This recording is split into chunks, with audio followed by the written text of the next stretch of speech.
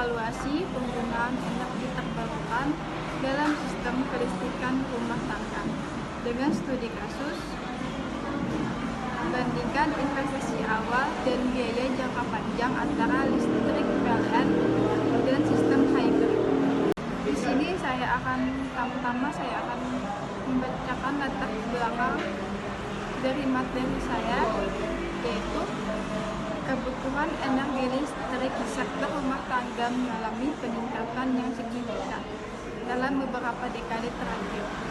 Seiring dengan bertambahnya jumlah penduduk, perkembangan teknologi, serta meningkatnya gaya hidup modern masyarakat, hampir setiap aktivitas domestik ini memerlukan energi listrik, mulai dari penerangan, penggunaan alat elektronik, hingga sistem pendingin dan penghangat ruangan.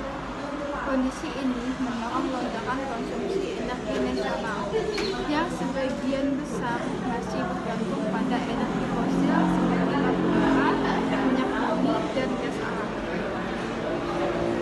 Penerapan energi terbarukan dalam sistem kelistrikan rumah tangga tidak hanya menawarkan potensi penghematan biaya listrik dalam jangka panjang, tetapi juga memberikan kontribusi nyata terhadap pengurangan emisi karbon dan pelestarian lingkungan.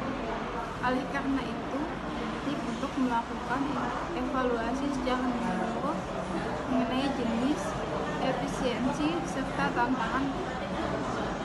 tantangan teknis dan non-teknis dari penggunaan energi terbarukan di rumah tangga. Dengan adanya evaluasi tersebut, diharapkan dapat ditemukan solusi teknis dan kebijakan yang mendorong adopsi energi bersih secara lebih luas dan merata di tingkat masyarakat. Tujuan dari makalah yang kelompok saya buat yaitu: 1. Mengetahui jenis-jenis energi terbarukan yang dapat diaplikasikan dalam rumah tangga. 2. Mengevaluasi manfaat dan hambatan penggunaan energi terbarukan dalam sistem kelistrikan rumah tangga. 3. Memberikan rekomendasi teknis dan kebijakan untuk penerapan energi terbarukan di sektor rumah tangga. Apa itu energi terbarukan? Energi terbarukan adalah jenis energi yang bersumber dari alam dan dapat diperbarui secara terus-menerus melalui proses alami dalam waktu yang relatif singkat. Tidak seperti energi fosil yang terbentuk dari sisa makhluk hidup selama jutaan tahun dan ketersediaannya terbatas. Energi terbarukan bersifat tidak akan habis meskipun digunakan dalam skala besar selama siklus alamnya tetap berjalan. Sumber daya ini mencakup berbagai bentuk energi seperti cahaya matahari, angin, air mengalir, panas bumi, dan biomasa. Energi terbarukan yang saya gunakan yaitu jenis PLTS, yaitu pembangkit listrik tenaga surya. Ada macam-macam pembangkit listrik tenaga surya, yaitu 1. Sistem off-grid, 2. Sistem on-grid, dan 3. yaitu gabungan dari sistem on-grid dan off-grid, yaitu sistem hybrid. Sistem off-grid adalah sistem kelistrikan mandiri yang tidak terhubung dengan jaringan listrik PLN. Dalam sistem ini, sumber energi utama berasal dari pembangkit energi terbarukan seperti panel surya atau turbin angin kecil. Listrik yang dihasilkan disimpan dalam baterai untuk digunakan ketika sumber energi tidak tersedia, misalnya saat malam hari atau cuaca mendung. Sistem ini sangat ideal diterapkan di daerah terpencil yang belum terjangkau jaringan PLN. Meskipun membutuhkan perencanaan kapasitas penyimpanan dan pemakaian yang matang agar pasokan energi tetap stabil. Kedua, yaitu sistem on-grid, menggabungkan sistem energi terbarukan dengan jaringan PLN.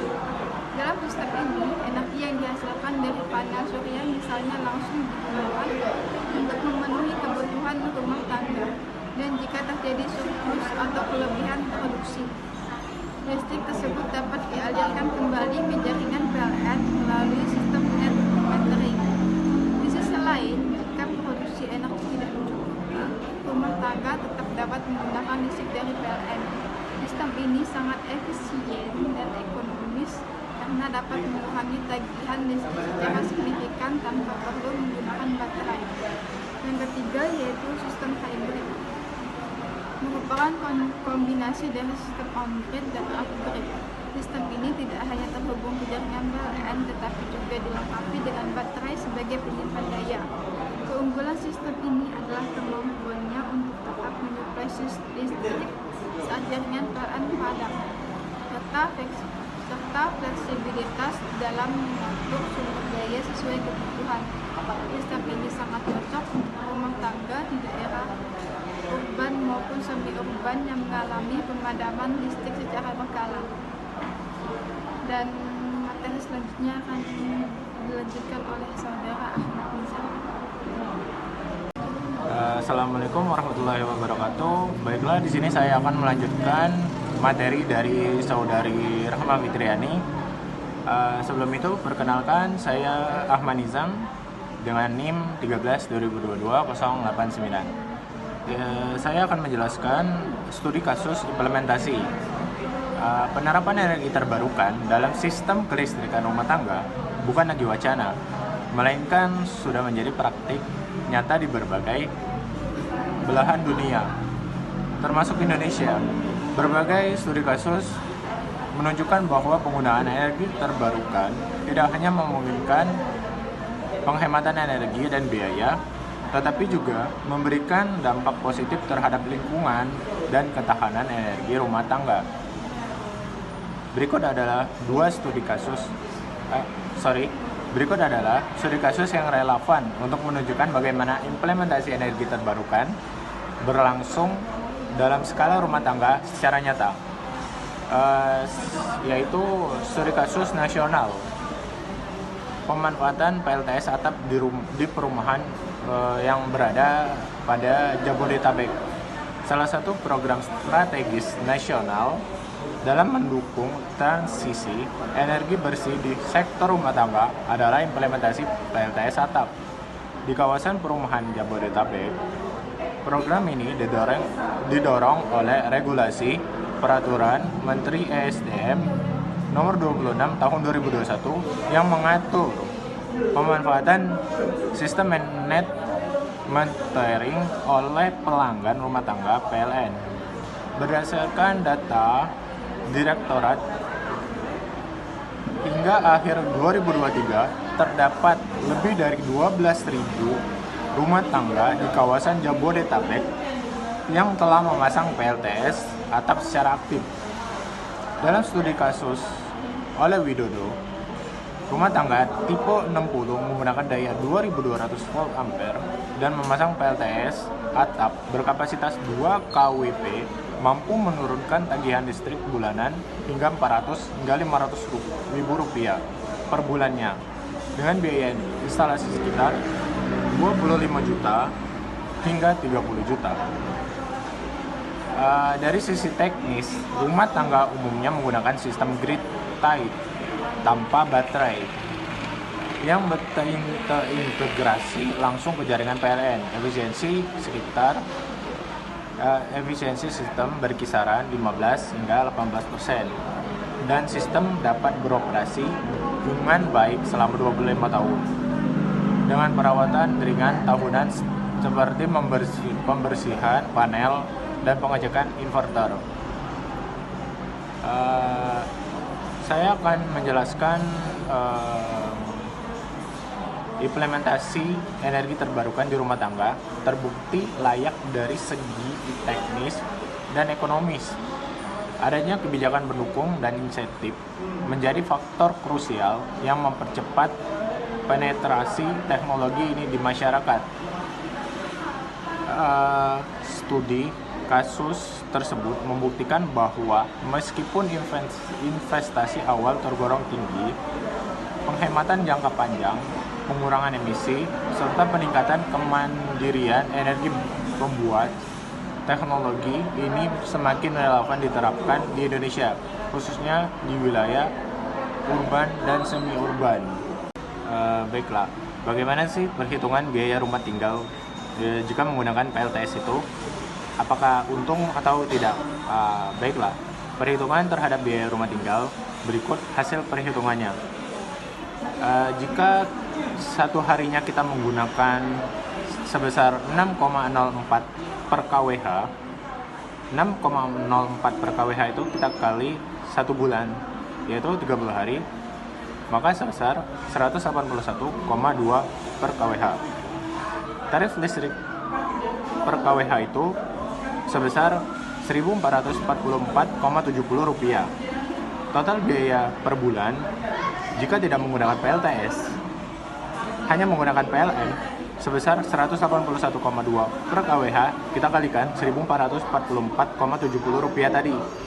Maka hasilnya Rp261,768. Jika kita pasang PLTS on grid sebesar 1 kWp, estimasi energi harian dari PLTS yaitu 1 kWp dikali 4 jam matahari efektif per harinya, maka menghasilkan 4 kWh per hari. Jika kita kumulatifkan sebesar 1 bulan, 4 kWh itu kita kali 30 hari, maka menghasilkan 120 per kWh. 120 per kWh akan disuplai PLTS dan sisanya oleh PLN. Sisa kebutuhan dari PLN 181 dari PLN tersebut kita kurangin dengan penghasilan dari PLTS on grid yang kita dapatkan tadi, yaitu sebesar 120 kWh. 181,2 kWh kita kurangin 120 itu sebesar 61,2 per kWh.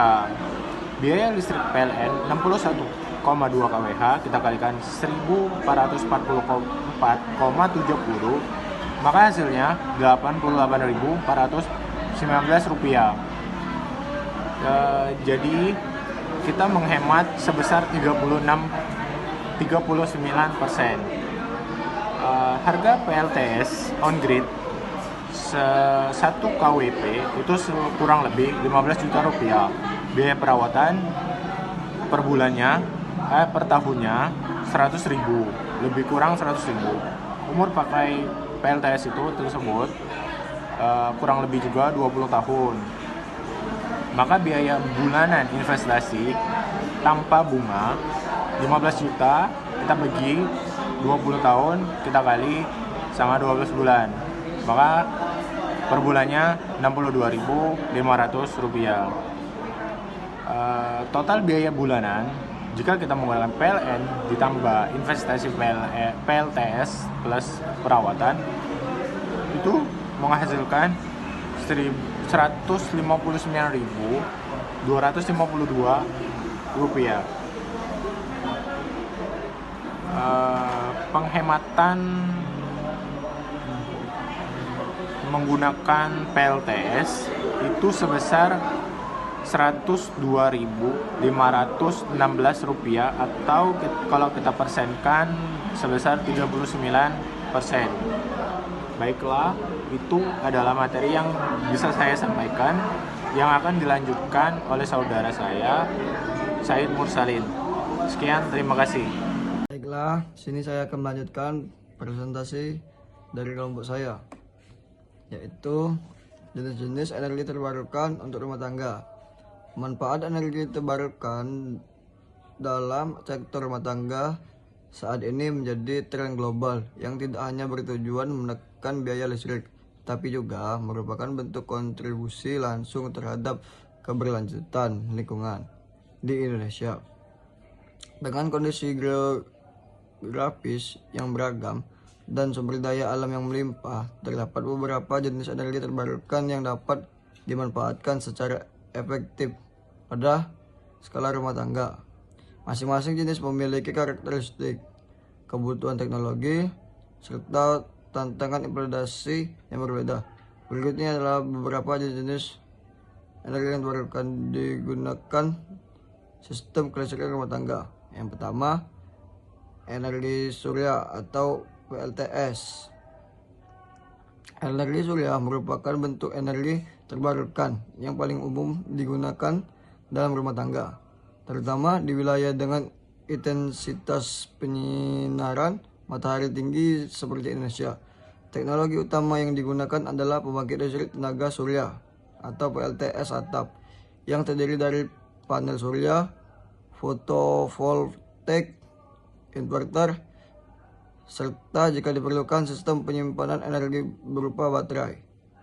Panel surya berfungsi untuk menangkap sinar matahari dan mengubah menjadi energi listrik arus searah atau DC yang kemudian dikonversi menjadi arus bolak-balik atau AC melalui inverter untuk digunakan oleh peralatan rumah tangga. Yang kedua, energi angin atau turbin angin skala kecil. Energi angin dapat dimanfaatkan melalui instalasi turbin angin skala kecil yang dipasang di sekitar rumah. Turbin ini mengubah energi kinetik dan hembusan angin menjadi energi listrik. Aplikasi ini lebih cocok diterapkan di wilayah dengan kecepatan angin cukup stabil seperti daerah pesisir, daratan tinggi, atau daerah terbuka seperti pedesaan dataran luas.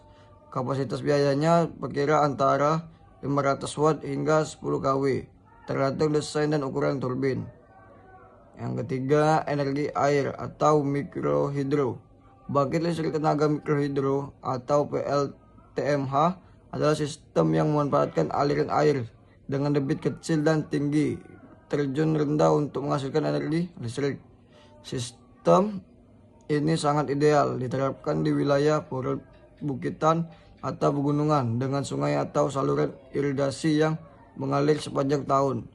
Berbeda dari PLTS skala besar, mikrohidro dapat dioperasikan oleh komunitas atau bahkan rumah tangga individu dalam skala tertentu.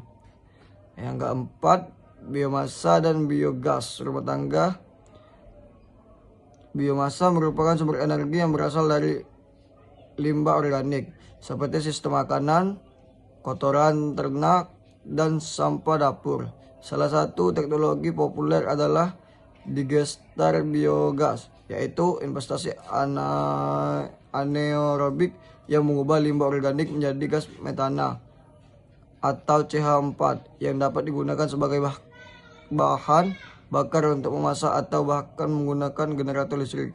Sistem ini sangat cocok untuk rumah tangga di pedesaan atau peternakan kecil yang menghasilkan banyak limbah organik. Kesimpulan dari presentasi kami yaitu penerapan energi terbarukan dalam sistem kelistrikan rumah tangga telah terbukti menjadi solusi alternatif yang berkelanjutan, efisien, dan ramah lingkungan. Seperti energi terbarukan seperti energi surya atau PLTS, angin, mikrohidro, dan biomas dapat mengurangi ketergantungan terhadap energi fosil serta memberikan kontribusi nyata terhadap pengurangan efisiensi karbon di sektor rumah tangga. Studi kasus implementasi di Indonesia, khususnya pemanfaatan PLTS atau di kawasan Jabodetabek, menunjukkan bahwa sistem ini mampu menegakkan tagihan listrik secara signifikan dan menawarkan return of investor yang kompetitif dalam jangka menengah. Sekian dari presentasi kelompok kami. Saya akhiri. Wassalamualaikum warahmatullahi wabarakatuh.